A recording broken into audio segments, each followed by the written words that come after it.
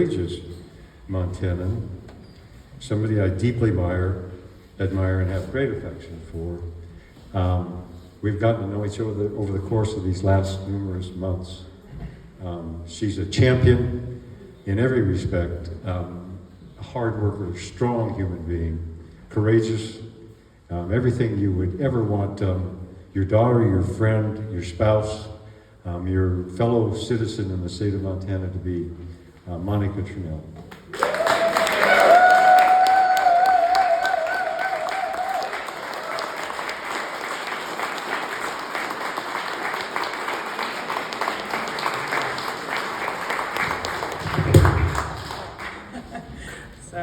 I don't have prepared remarks. Thank you, Governor Racicot, for being here and for your support for my campaign. But mostly I'm here as an expression of gratitude to you. Thank you. In this season of Thanksgiving, and as we prepare for a new year, I think my heart and my head is very much in the present moment and thinking through where we are and what lies ahead.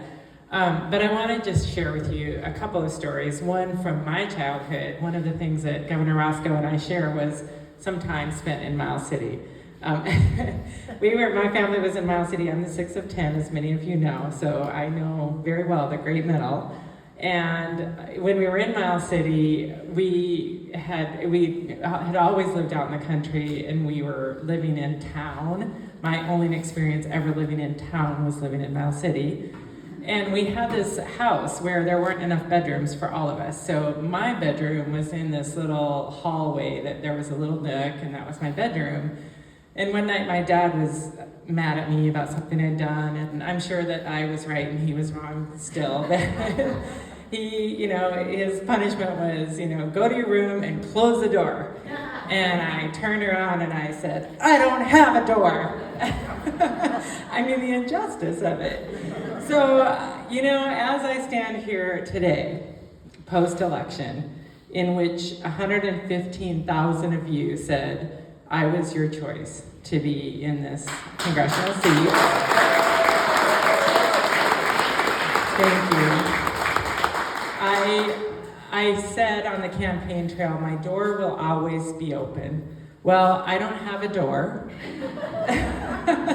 but I will always be here, because what I told you is that I'm not going anywhere, that this is my home. I don't have another one, and I'm in this to serve Montana.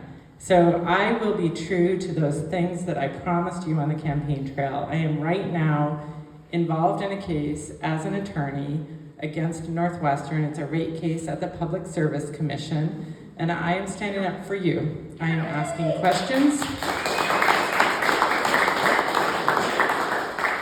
And that is really, to me, the crux of what Governor Racicot is saying, that as citizens, we hold each other accountable to the rule of law, to each other, to the promises that our elected officials make.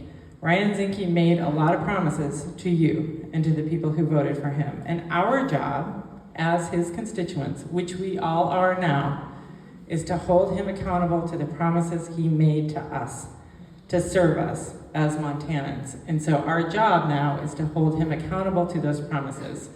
So Montana became a state, and who was our first senator? You all know, your county's named after him. Wilbur Sanders was one of our first 2 senators.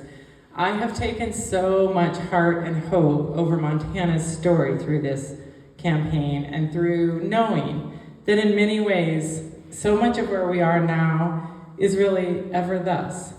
That it is incumbent on us to stand up and work for and fight for and earn and deserve the freedom that we have been all so privileged to be born into. So 2 people specifically really have given me a sort of a shining star to think of and hold high and cherish and nurture me on my journey. One of whom was Jeanette Rankin, who, when she went to Congress as a freshman congresswoman in the minority, chaired the hearings on the legislation that was to become the 19th Amendment, giving half of us the right to vote, because she was the only woman there. The power of showing up. So she was there, and that increased those of us who vote by half. And then this should be something you all know the answer to. Senator Mansfield in 1973 introduced the legislation that became the 26th Amendment to the Constitution. What was it? The Vietnam era, changing the vote to 18 years old from 21. So 2 Montana figures were instrumental in the expansion of our participation in democracy. So for me, what does that mean? I ran because I wanted to serve. I will serve. I am serving. That will not change. The election doesn't change that. But what we have to do now as citizens is hard. Our battle for democracy is ever thus. It is ongoing. It doesn't stop. We always have to stand up every day and do those hard things. And you've done them over and over and over and over again. So I will just leave you with my deepest, deepest gratitude, but a note that somebody wrote to me in this last week.